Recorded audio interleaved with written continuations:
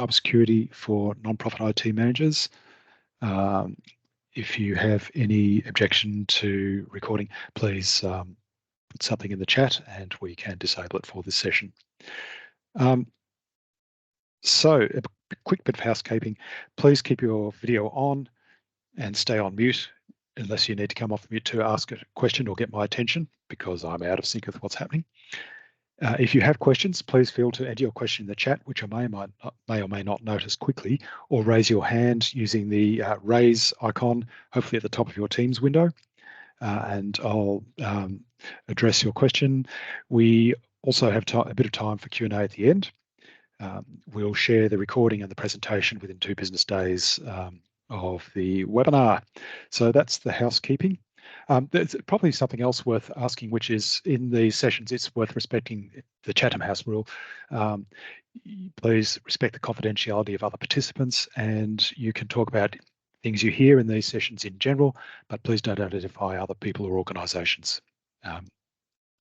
Okay, security in the headlines. This slide is almost instantly out of date, but it's just an illustration of why information security practices are no longer a nice to have, given the increasing nature of our digital footprint, especially since the pandemic, and the increasing intensity of threats. We must build information security resilience into our organisations. It's not optional anymore. Security has been in the headlines daily. Organisations right across the economy being affected.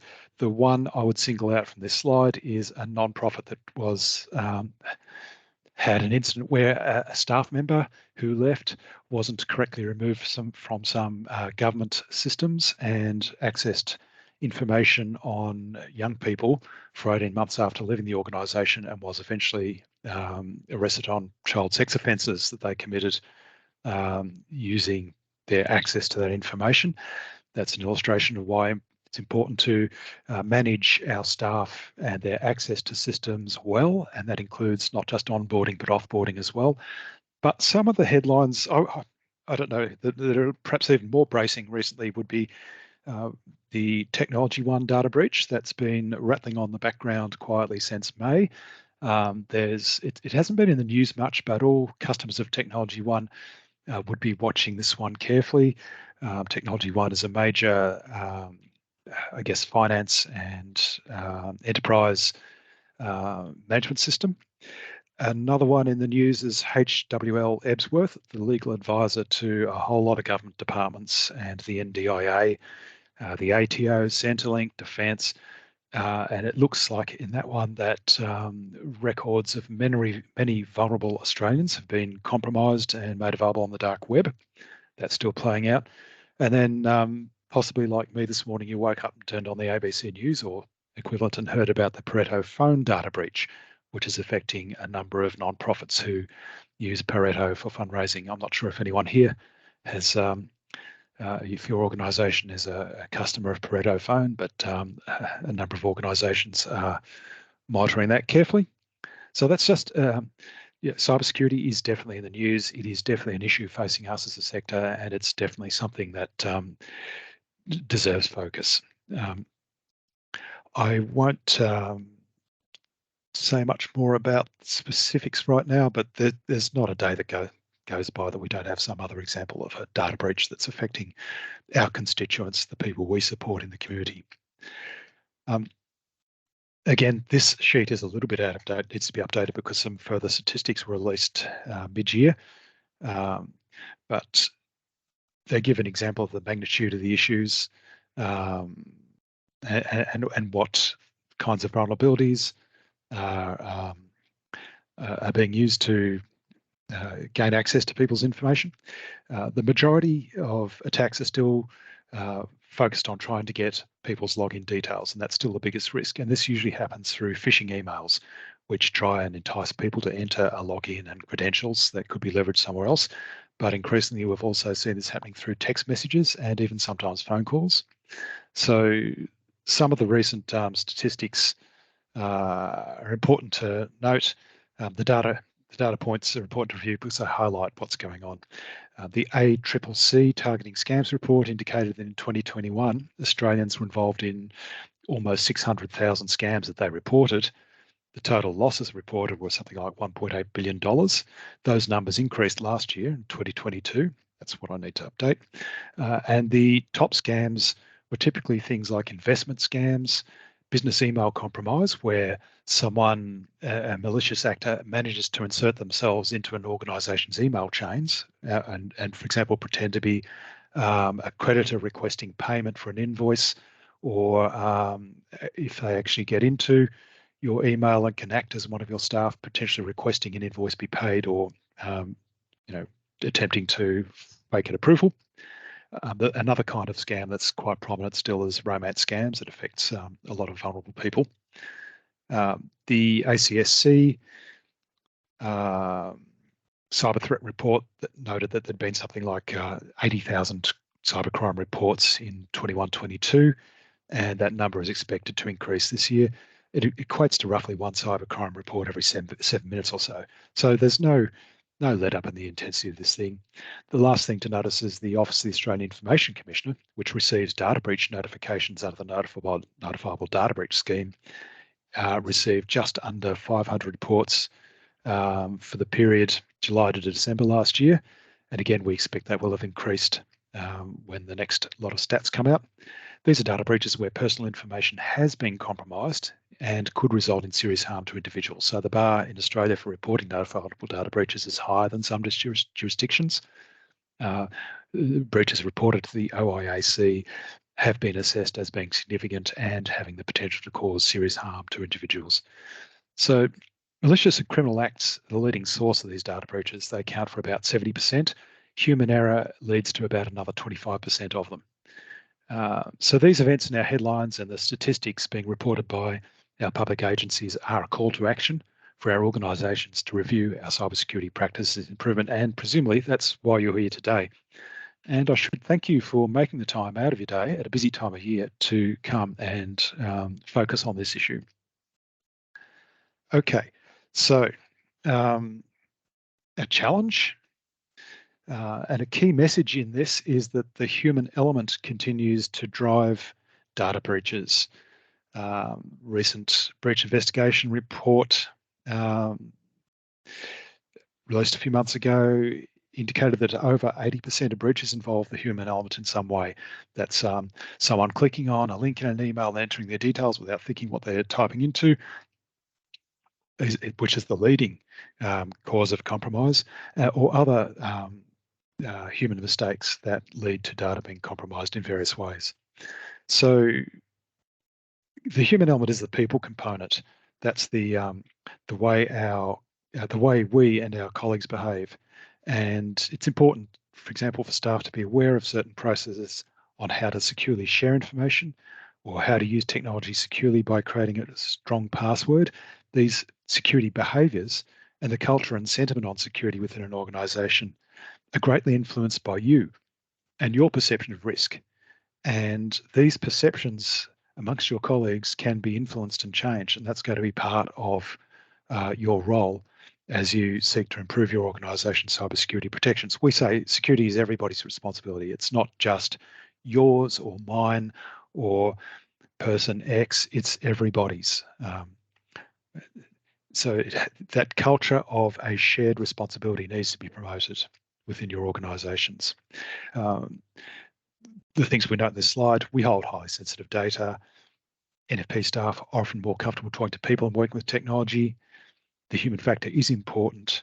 We need good system, device, and security practices to protect our information. Now, if my slides get out of sync with what I'm saying, please call it out. I think I'm still going okay at the moment. We have a bit of a diagram just representing some of the different layers where we have to think about technology and process components, where you have to think about information security, data protection. So these layers where we have to, these different layers require consideration of security protections. One of the core principles of cybersecurity is defense in depth. And the idea must be that ultimately layers of protection make it more difficult for, for threat actors. We also refer to threat actors as adversaries or hackers or attackers. So we want to put in multiple layers of defense to make it harder for them to succeed.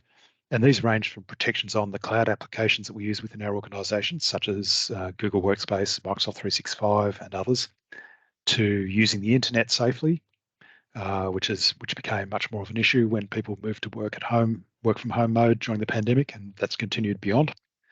To your organization's IT networks, if you are working out of offices that have on-premises systems, security of network devices such as firewalls and ensuring they're secured reasonably well, securing the devices that are used by your staff, such as laptops and mobiles, specific applications that store your organization's information and manage its business processes, and the so there are multiple layers where we have to consider protections, and this diagram just tries to give a bit of a schematic of these. You might have heard, and we'll refer to it as we move forward through these things, you might have heard of the ACSC's Essential 8, which is a set of technical mitigation strategies developed by the Australian Cybersecurity Centre. It's recommended that organisations implement that within their systems and devices. It's a set of fundamental foundation controls that the ACSC believes are necessary to make it harder for adversaries to compromise their systems. So if you've heard of the Essential 8, it's something that the ACSC promotes. Your IT people, you yourselves, if you're an IT manager, your IT support company should be across what the Essential 8 are and how it can be applied within your organisation. A key measure is implementing multi-factor authentication, which is the thing where when I log in, I have to go to my phone, and the Microsoft Authenticator app will say, okay, enter the number you see on the screen. Is this you? And if I confirm my login on the screen with a second factor, a device I have in my hand and control, then I'll be allowed access to InfoExchange's systems. It's multi-factor authentication. Other controls, having data backups in place, keeping operating systems and applications up to date by patching and updating. These are all the kinds of controls we need to have in place, and we'll cover off some of these in the following slides. If I'm too slow, if I'm too fast, please shout out and say, and I'll try to change my tempo a bit. Now, I wanted to ask you a question at this point, and I'm going to be a little brave and change what I'm sharing from the presentation to this little poll here. I'm just interested to hear if your organisation provides documented guidance for staff on where to save information. Now, I'll just pop that link into the chat, but you can also scan the QR code on your phone if you have it handy. And I'm going to give you a minute or two to put in a response, which you can do either by scanning the QR code with your phone or by clicking on the link I just posted in the chat. And I'm going to give you a few more seconds just to see what people come with. And I'm going to inadvisedly take a sip of coffee at this point for a moment. Coffee, inadvised because it's the third for the day. This is not going to turn out well. Please excuse me.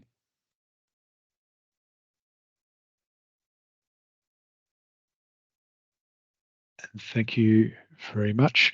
We can see the response firming up, and it's reasonably diverse, but it's heartening to see that many organisations are providing documented guidance for staff on where to save information, probably the majority, but certainly by no means all.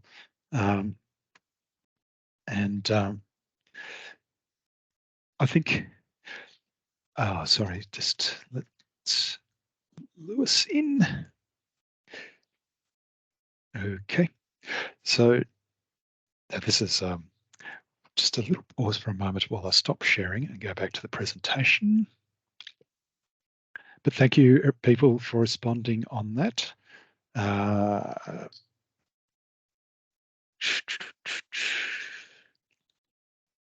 Oh dear, you think I would know how to drive this thing faster, but at my age, I still don't. So Please bear with.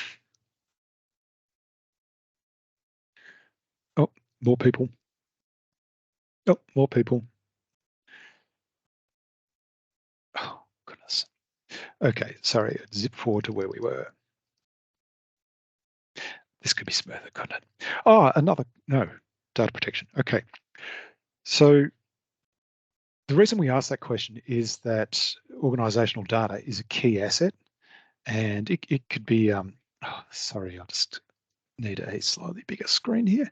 Um, it could be related to your clients, the people who you support in your work in the world, or clients or customers.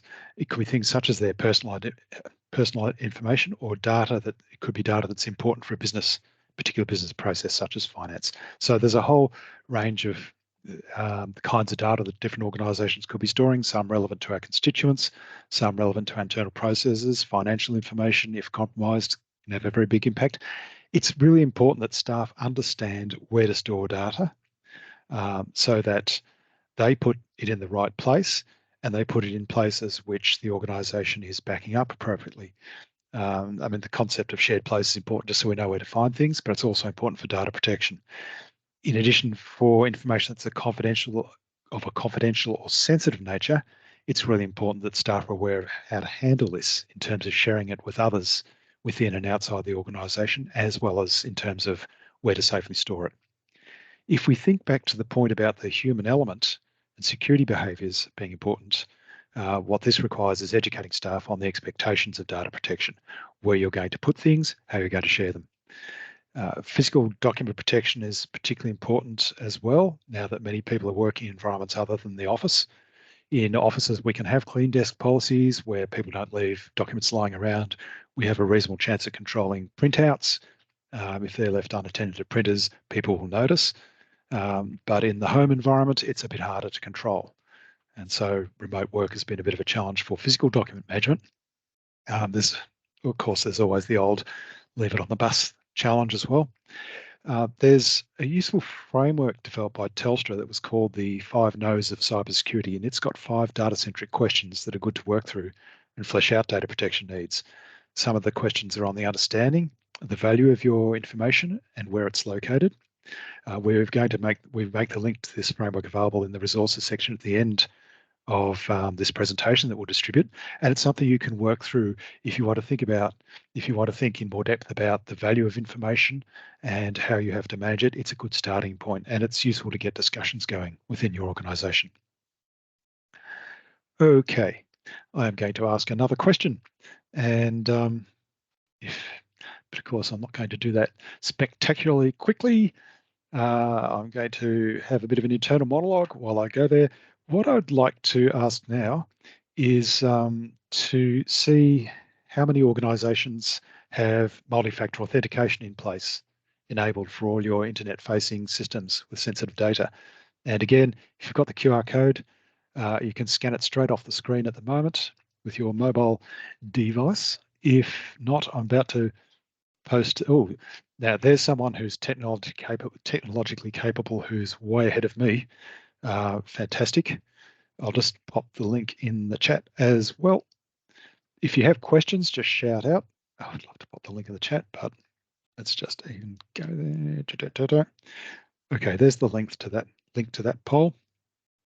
And every year, InfoExchange runs a non-profit technology a survey on the use of technology in the non-profit sector, and in the last couple of surveys, we found that something like a third of organisations still haven't implemented multi-factor authentication for their internet-facing systems that hold sensitive data. It's a key protection. It's an important thing to focus on if you haven't yet gone there. It would be the next the first big technical step to take to increase protection of your information assets. And so the survey tends to show something like about 2/3 of organisations have by now, a third are yet to do it. And we've had quite a few people respond, and we're roughly sitting at half and half in this constituency. So it's a protection that is available to people that could be put in place relatively soon. Let me just scoot back to present in Teams. Yes, and I apologize, I need to work out a slightly more seamless way of doing this that doesn't take so much time out. Well, it does give me a break from talking and you a break from listening to me for a minute. So roughly half and half. I actually do have another question, which is how many different systems are used across your organization? If people could just throw responses to that one into the chat, and I'll talk about both those things. Some smaller organizations are possibly fairly simple. We might only have a small number like 3. Too many is a very good answer. But also, Michael, thanks for your observation that some would be a good choice for the MFA question. Take that on board. Some organizations, larger organizations, are more likely to be quite complex. I think in InfoExchange, we're probably in something in excess of 70 systems that we're using at the moment. We have a very big spreadsheet of these things where we track what's going on with them. Yeah, so there's quite a diversity of responses coming through from reasonably simple, fewer than 3, to more than 13 more complex organizations. So there's a challenge in managing complexity across all of these. And thank you again for your responses. It's quite interesting to see the diversity. And my favorite answer is definitely too many from Louisa. I definitely appreciate that one. So let's have a think about user access security. And this is how we manage access to applications and IT systems. And that's the next level of protection up from where data is stored, from thinking about where data is stored and who should have access. So for access to systems, for starters, we used to say that, well, for many of us, password management is still really important. Generally, the longer the password, the stronger it is, providing it's not something that's obviously associated with your organization or the person, or simple things such as a long word. Typical recommendation now is to use a passphrase of 4 or 5 random words that don't have any obvious relationship to each other, but might be easy to remember, or else to ensure it's mixed case, numeric and special characters. Passwords are not strong enough anymore, and all sorts of things go wrong with them, especially in how we manage them. Sometimes we reuse passwords across lots of different systems. That's a risk because if, say, our LinkedIn account is compromised, as it was, LinkedIn was one of the big data breaches about 7 years ago. I think I got caught up in it, as possibly did many of you. If I had used my LinkedIn password across other systems as well, that's a risk because people who got access to that dark LinkedIn breach on the dark web can then take those passwords and identities and try them against a heap of common systems. And every now and again, they'll hit the jackpot where someone has reused a password in lots of places. So that's called credential stuffing. So that's one way people attack accounts using information gained in data breaches. So this is where a second point, multi-factor authentication, comes in. It's one of the essential 8 controls. It's a big win against phishing attacks and also things like credential theft and credential stuffing attacks, because it prevents a whole lot of incidents that arise if people depend on password alone. So if you are depending on passwords, not reusing them across different systems and services and organizations is absolutely key to preventing credential stuffing attacks, where people try a breached password from one domain against lots of other things to see if that key gets them in anywhere else. If you've reused the key, you're vulnerable. MFA, multi-factor authentication, provides a second layer of protection because it adds a requirement to have something else you know or have. That's actually a really good. So there's a really good question being asked here by Sarah, which is, does it help to change passwords more frequently? So the thinking has shifted. Auditors still say, do you change your password every 60 days or every 90 days? But we're starting to tend to longer periods like 180 days or a year. InfoExchange uses 180 days for passwords that don't have MFA as well. And the thinking behind that is if you make people change it too often, they're much more likely to write it down on the yellow sticky and stick it on the monitor so it gets remembered. But of course, it's also visible to contractors who are in the building, to other people walking past. So too frequent a password changes defeats the control because people need to write things down to remember them. They're more likely to reuse across different areas. They're more likely to use systematic passwords.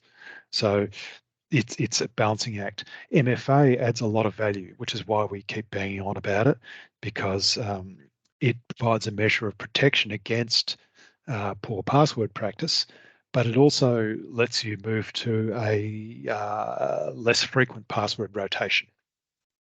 Microsoft recommend, if you have MFA in place, that you never change passwords for those credentials that are MFA protected. I think you can make an argument for maybe changing them once a year or something. So if a password did get compromised, it gradually ages out over time. While it's protected by MFA, it could still be a compromise in the long term. I'm not. Does that make sense, Sarah? Does that sort of answer your question sufficiently? You have the option of using password managers such as I think Bitwarden is a password manager, LastPass and 1Password are others. Connecting Up is a reseller of Dashlane, another one that's available to the sector at non-profit pricing. You might have heard of the LastPass data breach, which has certainly exercised my mind because InfoExchange uses it in some areas where they actually had copies of everyone's encrypted password stores were made available on the dark web. So everyone who uses LastPass has had to go through a process of evaluating the risk and undertaking a heap of technical mitigations to remove any significant risk that are exposed to as a result of that breach. So there's never an easy night's sleep if you work in cybersecurity, I would have to say. I talked about credential stuffing. If you become aware, so there's guidance to be provided to people about how they should use passwords. Some of these things noted here, and also in the resources we'll provide at the end. Then there's some practices. If a staff member becomes aware a password is compromised, theirs or someone else's, they need to alert someone, and it must be changed immediately. We've covered off the advice on how long before passwords get required to change. There's quite some variation on that, and it depends on whether you have MFA on that particular control or not. We don't necessarily see password expiry as the best practice anymore, providing passwords are used in combination with multi-factor authentication and of reasonable strength to begin with. Another challenge for the sector is sharing of passwords. So this can be a challenge in some organisations where staff or volunteers have to share accounts. For example, because they share roles, and it's a relatively low-cost way of letting them share licenses and facilities. Or simply because that's the way we've always done it, and we haven't yet looked at facilities like shared mailboxes, which might be more secure and let us not share user credentials amongst a couple of people. But if you do use shared passwords that several people know, it's important that whenever someone who knows a password leaves the organisation, that the password is then changed. So there's an additional layer of management where you use shared passwords. That's tracking who knows that shared password, and making sure when any of those people leave that shared password gets changed. So shared passwords have a particular challenge that we often see in the sector. That's something people have to manage.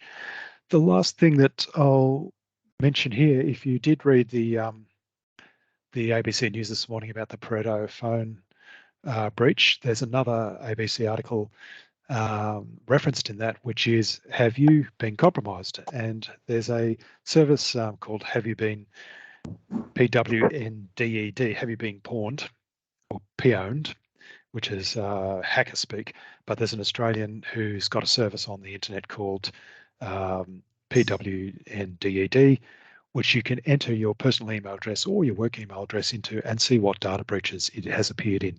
So that's always a bracing and instructive exercise. I've appeared in about my personal emails appeared in about 7, I think, data breaches, starting with the LinkedIn one, which means quite a bit of my personal information, details about who I am and my social media preferences and so on are out there on the dark web, which is why I need to be vigilant about phishing and the like.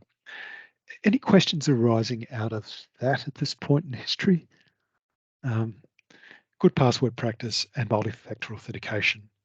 Can you share in the chat how to check if your email address has been compromised? Okay, it's in the resources at the end. Sorry, it's also referenced in the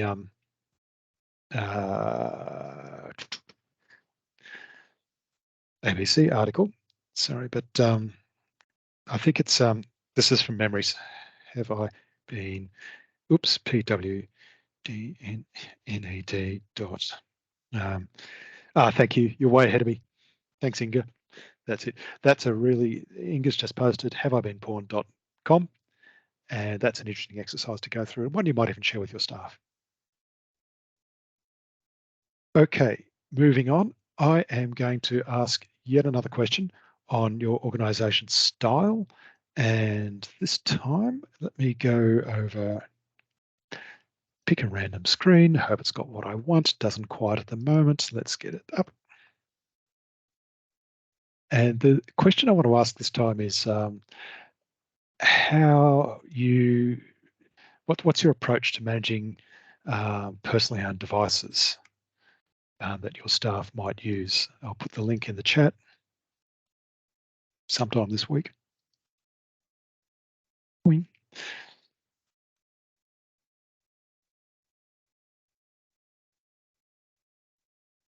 And there it's, I think again, the answers could be extended because some smaller organizations are virtual in that they actually, there are non-profits I can think of that don't actually own any equipment of their own.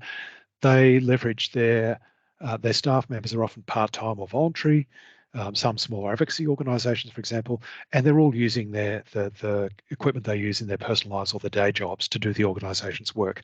So some organisations are structured in such a way they can only use they only have staff-owned devices. And many of us allow staff a certain amount of access through personally owned devices such as their mobile phones. So it's quite common in the sector. As you can see here, we've got very few that don't provide any guidance to staff, but do value flexibility and trust. And that's absolutely, some organisations operate only with staff-owned devices, personal devices, so they have no choice. Many are fairly open about what they allow, as is Info Exchange. Some must use an organisation provided PC, but can use their own mobile phone. That's actually, Info Exchange is moving towards that position. And some restrict staff, I'd say about 1 or 2 of the attendees, require staff to use organisation-owned PCs and mobiles. And there are ways of locking that down and controlling it. So once again, thanks for your responses. And once again, I will stop sharing and go back to where we were, and let's think about how we manage that for a moment, which is a bit of a distraction because what I'm actually thinking about is how I present this again, and could I find a way to switch faster? This internal monologue will come up great in the recording. If you ever re-listen to it, you'll be like, oh God, I wish it'd been faster. But anyway, zip forward to where I was.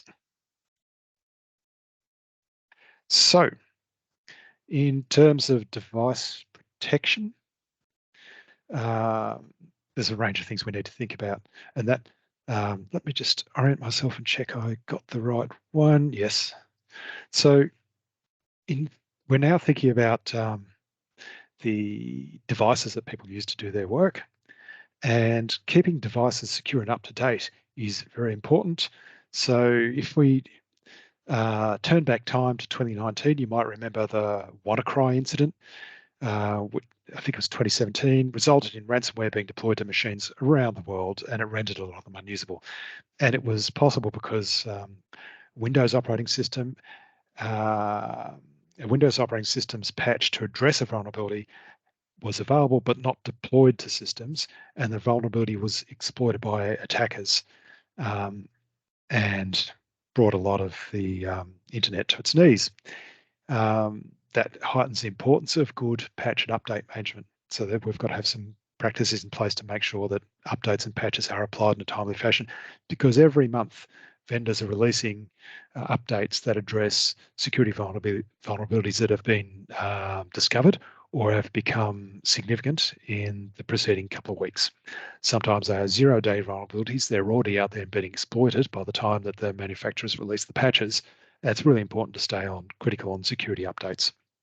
Stay on top of them and deploy them as quickly as you can. In terms of use of bring your own devices, staff who use their own personal laptops or their mobile phones for their work, it's important to ensure they understand how they can protect their devices, how they must protect their devices, and are clear on what data they should never store on their personal devices. So whenever you allow staff to use personal devices, there is a risk of information leakage outside your organization and beyond its management. That may or may not be a concern, depending on how sensitive that information is. So having a clear idea of how sensitive information is, where you can allow it to go. Can you allow it to go to staff devices, staff-owned devices? If it's on them, can you control it in some way, such as using a mobile access management or mobile device management system? It's important to sort of think about those questions. In terms of computer network security requirements, that depends on your organization. Virtual organizations don't manage networks at all. Many organizations that use physical premises and have staff working for physical premises nonetheless have moved entirely to the cloud, so don't have any critical information stored on premises anymore. They've got no systems running business applications on premises. They've all been shifted to the cloud and they're all managed by third-party providers.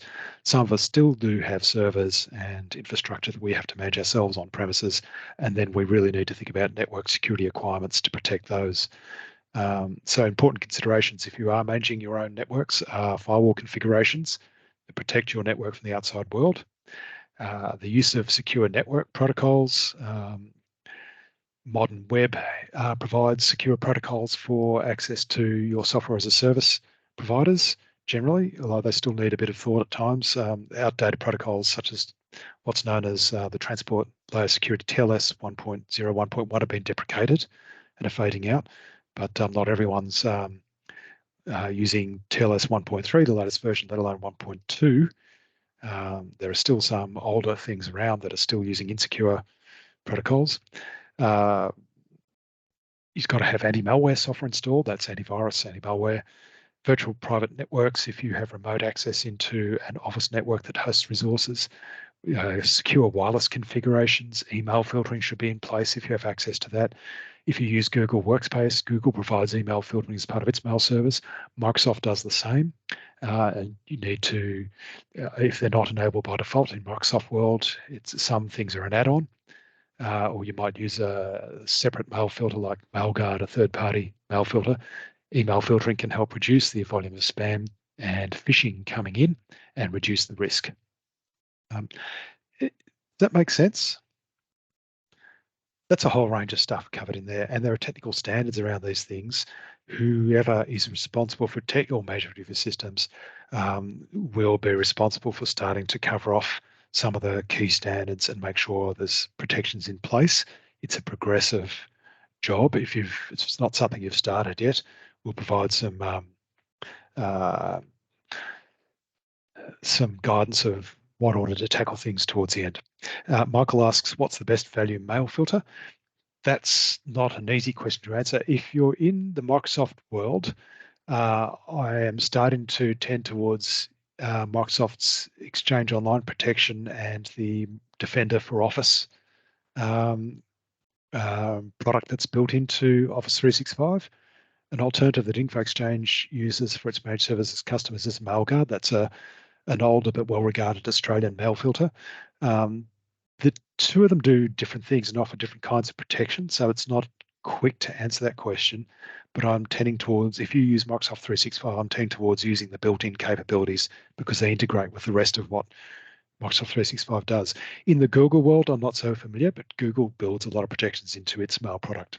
Yeah, okay, Michael, you're on 365. 365 Info Exchange is recommending at the moment for its customers business premium licensing because that's got the best value across their suite. And we're now looking at adding on additional security licensing, which could just be, I think it's the Defender Plan 2, Office Defender Plan 2, to get enhanced mail filtering and phishing campaign support and so on. Okay. I think also we mentioned on the slide something I'll point out quickly. If you can set it up so people's screens lock after a period of inactivity, that's a useful protection against eavesdropping, people snooping, or having access to the computer if they've walked away. And people can lock their screen when they walk away from it. On Windows, that's just the Windows kernel to lock your screen and then password to unlock it when you come back. Some organisations will have those policies in place. Anyway, I won't bang on about that. Now, the next topic I want to cover off quickly, he said anxiously looking at the clock, is security incident reporting. It's important to have something in place so that when something does happen, there's a clear contact point in your organization. Security incidents are adverse events which pose a threat to your information systems and services.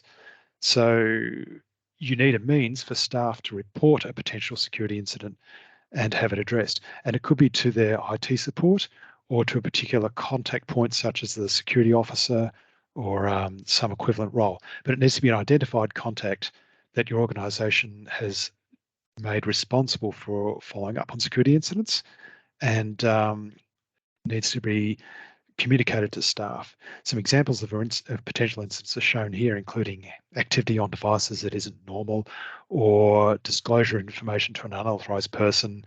I realise I left that copy of the printout of the spreadsheet on the bus. I need to tell someone so we can start managing it, etc. I think a positive governance culture is an important thing here, a positive culture of disclosure, which is to encourage people and thank people for reporting things. So if someone at Info Exchange phones me and says, I'm so sorry, I just clicked on a phishing link and I was in a hurry and I entered my details, I'm so sorry. I said, look, thank you. Thanks for telling us we can do something about it, while furiously messaging help desk to say, hey, change their password real fast. So you have to have some plan for responding to incidents. You have to have an identified contact point and know what to do when something happens, and you need to be grateful to staff for reporting them, I believe. So make staff aware of the type of incidents that could be significant and their role in reporting them. Reporting something that could be a potential security incident, that's the first step in building an incident response process. And then you can go into a bit of sophistication once you've got time to, once you've been through a couple and started to work out how you respond to them. And there are some templates out there for how you can do that. And again, we'll provide resources. Skating forwards, email, internet, social media use. Staff must be aware of their obligations. That's where an acceptable use policy comes in.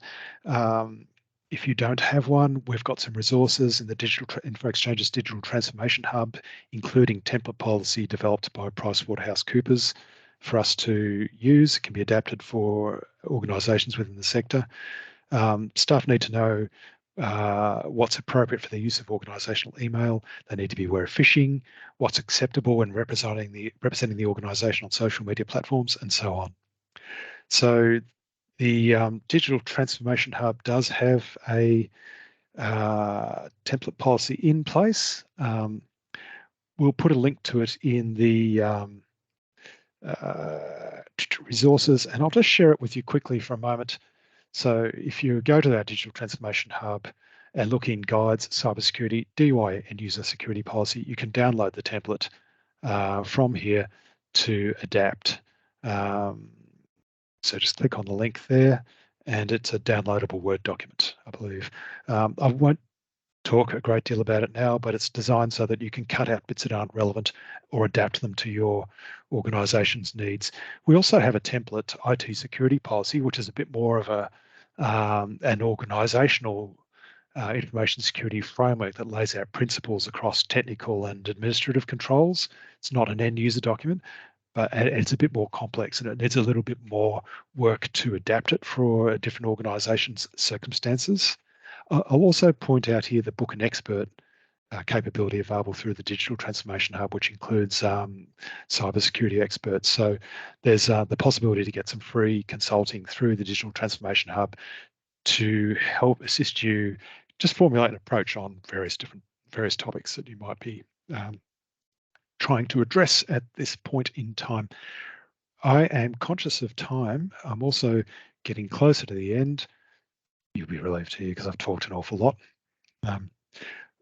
Present. I've heard it said that nobody likes looking at a talking head.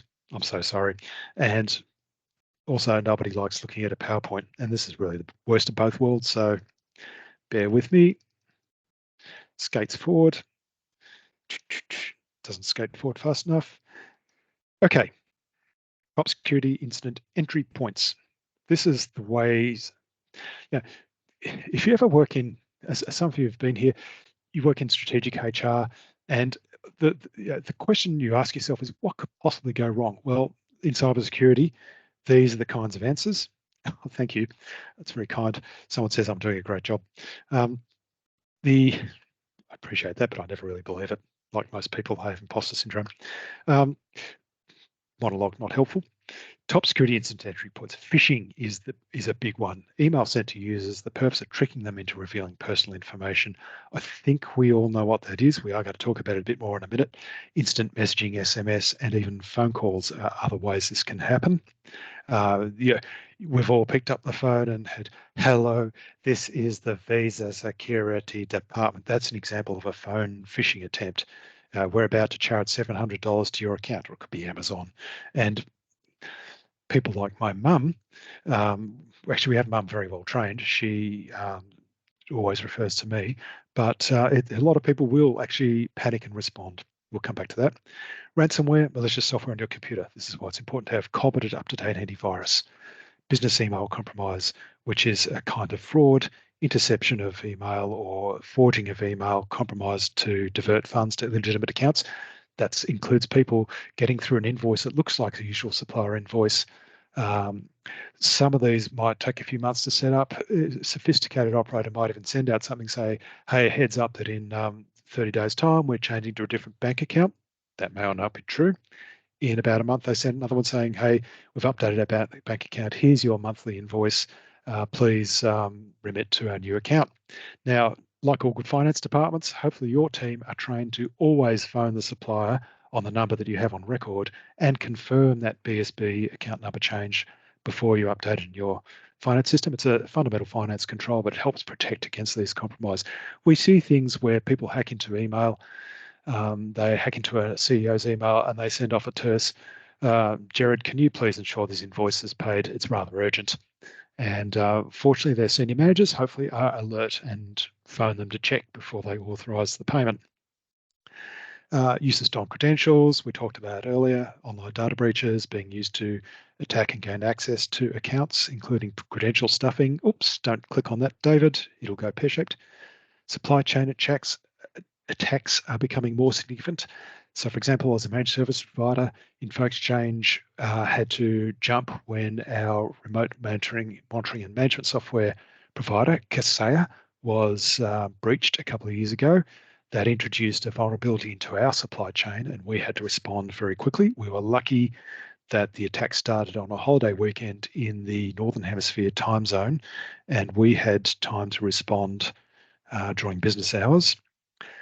And then obviously your partner organizations as well, such as Pareto or Technology One or HWL Ebsworth, for example, the three we talked about at the start. That's also a source of compromise. Misconfiguration, an engineer changing something they shouldn't have changed just to test something and then forgetting it to put it back because they got another phone call. Don't even ask. And things being sent to unintended recipients, something that we've probably all done it. I've certainly done it. So they're the kinds of things that that lead to the majority of security incidents that we encounter. On phishing, I think, do people want to hear any phishing stories, or do you figure you're sufficiently across it? It's the old staff member received an email that a message could not be delivered. Click on review, got presented with a SharePoint login page, entered their password, clicked log in.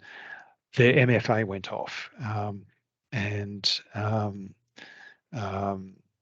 it didn't go off. It was in place, so the attacker couldn't get control. When the attacker tried to compromise later, MFA was triggered from an unknown location, and the attack didn't succeed. The staff member was asked to change it. Well, actually, they had a password change forced. So that's a one-way phishing happens.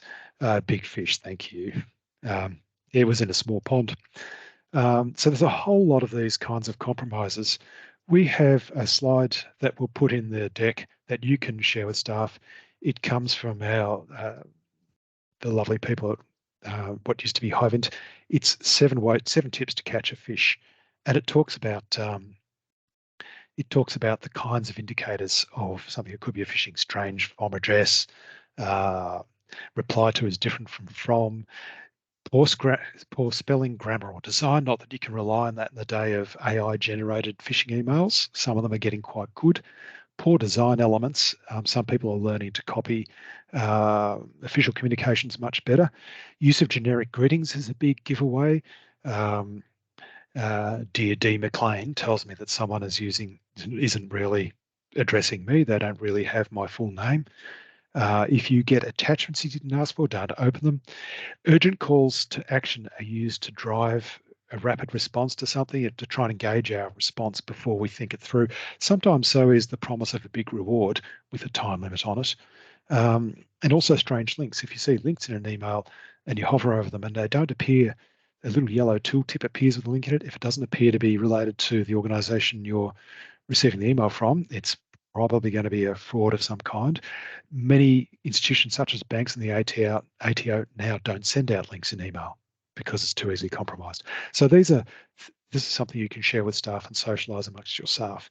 The Digital Transformation Hub plans to launch a Cyber Awareness 101 online self-paced training module shortly that will go through this and a few other basic protections that all staff need to be aware of. So if you don't have any training in place in your organisation yet, that is something you could potentially use as a starting training point. I'm not exactly sure of the launch date at the moment. Okay, I'm not going to ask if you've been affected by data theft or IT system compromise, and I won't even ask you to put it in the chat, but it's typically around half attendees have. I think we in the slide deck, we're going to highlight especially financial processes that require a security lens, delegations of authority, approval processes to ensure that requests for payment are valid, and also verification of bank account detail changes from suppliers, that there are processes in place to independently check all those things when they're claimed and make sure they're happening. HR, onboarding and offboarding activities. Avoid the trouble that arises when an exiting staff member retains access to your systems for a period of time, which could be up to years if no one's ever managed this. That can lead to all sorts of problems. Security awareness training and refresher training, being grateful for reports of security incidents, lost devices, and so on, so those things can be addressed. They're the kind of HR processes that need a bit of a security lens. We publish stats every year. There'll be some of those in the deck. I'm not going to bang on about them. The Digital Transformation Hub uses an information security framework that, again, will be in the slide deck. And it's just looks across 5 dimensions of information security or cybersecurity and characterizes, this is effectively a set of standards. It's loosely based on ISO 27001 by the time you get to advanced, but it just picks out the most important things at each of a basic, intermediate, and more advanced level. And it provides a set of statements that are things you could do, might be doing, or might not be doing, but which are protections at each of these levels that you could look at having in place. And we provide a, I'm sorry that this has gone a little over time. We'll distribute this afterwards. We also provide a roadmap where you can work through things in order, the things you haven't got in place yet. And it basically provides a bit of a framework for improving cybersecurity in your organization from wherever you are now. So this is pretty much the content that I wanted to talk about and convey. I do apologize for hitting 1 o'clock. I will open up if there are questions that people would like to follow up on. I'm around for a few minutes yet. But your key takeaways are, if you haven't done MFA yet, get it in place for your core systems And if you have applications that support single sign-on, they can have their authentication delegated through to your core directory, so you can have it all in one place. User education. We can provide some resources for that. Essential 8 protections, technical protections from the ACSC. Your IT crowd need to be on top of that. Making cybersecurity risk management and governance a priority, and we've provided some frameworks and some guidelines. Thank you all for your attention. Apologies for talking so much. There's a lot to say. I hope I haven't bored you silly. I hope there are some useful takeaways here for you. We will distribute the deck, including these list of follow-up resources that'll come out in the next 2 days, and the recording if you ever want to see me be as technologically challenged as I usually am again. I hope that's slightly reassuring. I know some stuff, but I still can't drive a mouse. It's always reassuring for others to know that someone like me is like that. Thank you for your time. And if you do have questions, come off mute and we can have a bit of a chat now. If you have questions, chuck them in the chat if you prefer not to speak up. Otherwise, in the eastern states, it's 1 o'clock, probably time for lunch. And perhaps check out the news and see what's happened since we started in the land of cybersecurity. Thank you very much, everyone, for your attention to this. It's really important for the sector and for all the people we're trying to support.